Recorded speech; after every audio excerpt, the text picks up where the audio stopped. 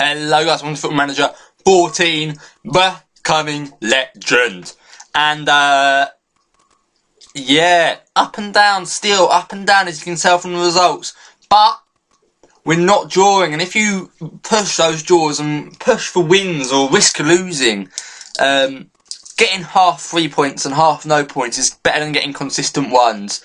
Your average points, if you win and lose half your games instead of drawing everything, is much higher. Your average points per game will be a lot higher, and that's sort of proved in this episode. But we started off this episode with a Carling Cup game against Reading. I let my assistant do the Carling Cup because I like to let my assistant sort of improve his reputation, and I let the youngsters play as well. Harry Kane in a very good game, but unfortunately nobody else did. And Reading just had an absolute blinder. Connor Wickham had a great game. So did Jacob Mellis. And they just deserved to win. They completely deserved to win. They outplayed us.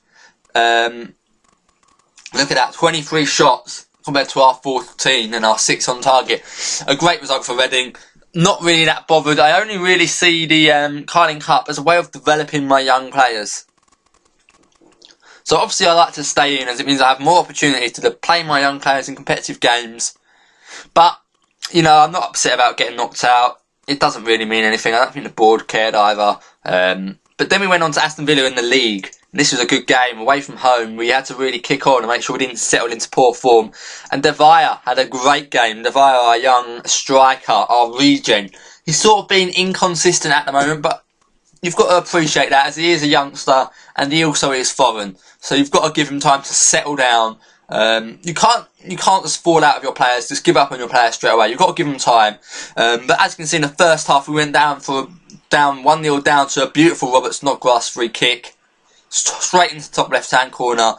You can't blame Steele for not getting on that one. But as you can see, Robert Snodgrass almost created another chance here. But on the break, Gomez has been absolutely quality this past couple of games. His dribbling has just prevailed. His 20 dribbling has been insane. It's been a pleasure to watch. And as you can see there, another assist from Gomez straight into Devaya, who just tapped it in, and he got in the right positions, which is important. Being a youngster, youngsters have pretty poor mental attributes normally, so it's important that they aren't affected by them in the early stages of their career. Flint with a great ball up to Devaya, but Gujan came out and got it. Flint, I've got to show you Flint after these games. Flint has been amazing. He's almost my first choice centre-back at the moment. And as you can see, Devaya getting in the right position again. Nothing clinical, but he's in the right position and he's getting on the end of those loose balls. And he made the most of Guzan's mistake there. Gomez then with the corner, found Gutierrez somehow. Gutierrez just absolutely whacked it off the crossbar into the net. A great goal from Gutierrez, who's having a great season so far. It looks like a great signing. We then went on to play Tottenham. Me and AVB exchanged pleasantries.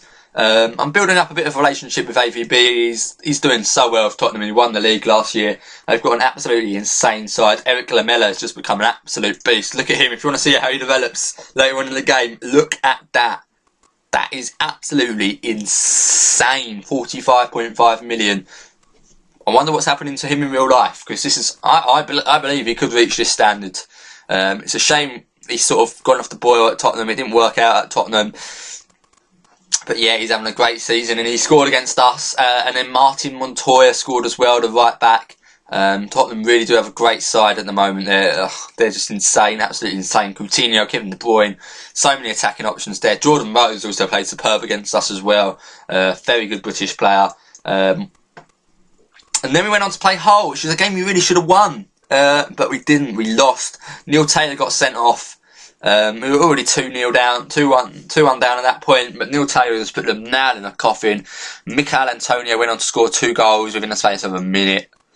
A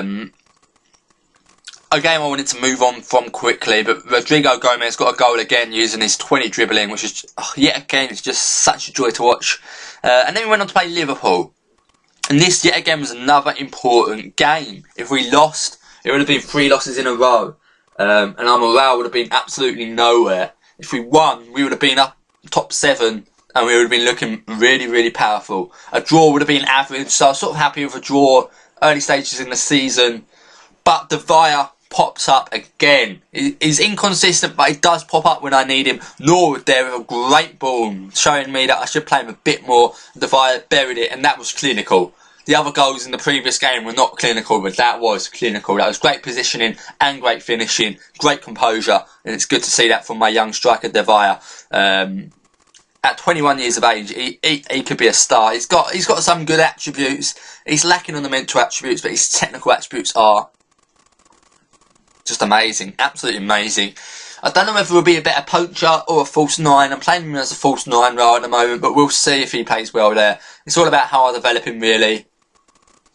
He's looking good, though. He is looking good. I'm prepared to give him a season.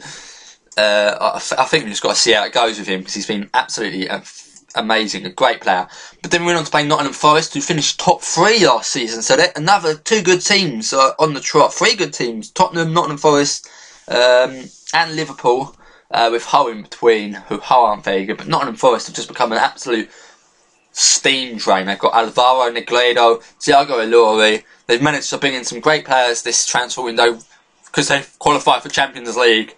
But Wisdom sort of hinted that maybe it was a bit of a luck from Nottingham Forest, because we didn't seem to be very, what's the word,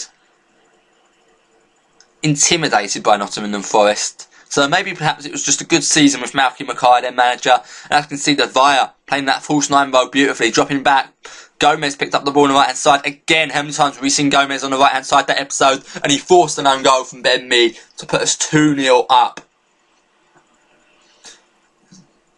Then Danny Drinkwater managed to get a little consolation goal. His free kick caused a bit of problems. Our defence was in a bit of ruckus. As you can see, all 11 men behind the ball. Brett Shea then played it into Taylor Sinclair. Sinclair with a nice little cross into Wood, and I don't know why Steele couldn't get his hands on that. But not too bad. We're sitting in 6th place in the league, which really is pretty good considering this team was struggling last year. Pretty revitalised the team, and it seems to be working. As you can see, the wins, you know, pushing those draws, low amount of draws, and pushing those draws and trying to get a win out of them. Although you lose a few, you do win a few, and as I said before, it's better to win some and lose some than just draw so many games. So it's really good to push on when you're drawing. Yeah, the season's going quite well so far. Best player so far has got to be Gutierrez.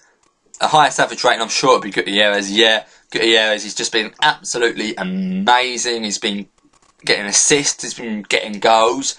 Rodrigo Gomez as well has really come in. He's got a call out from Argentina.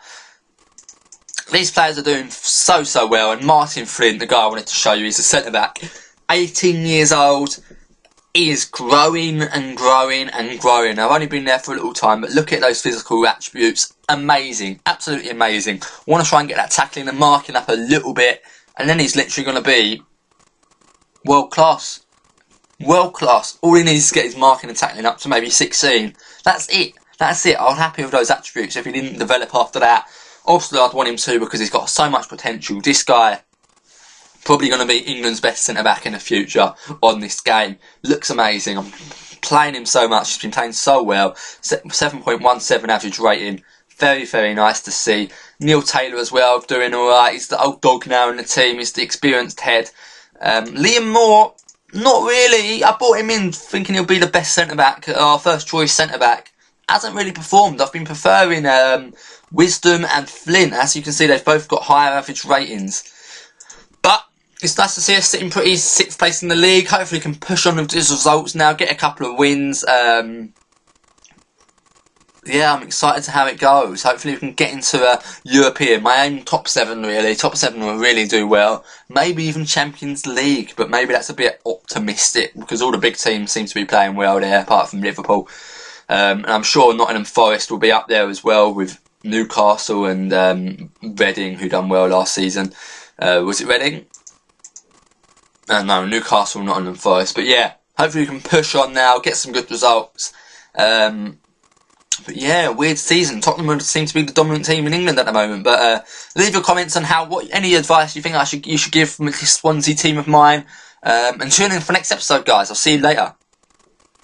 Bye.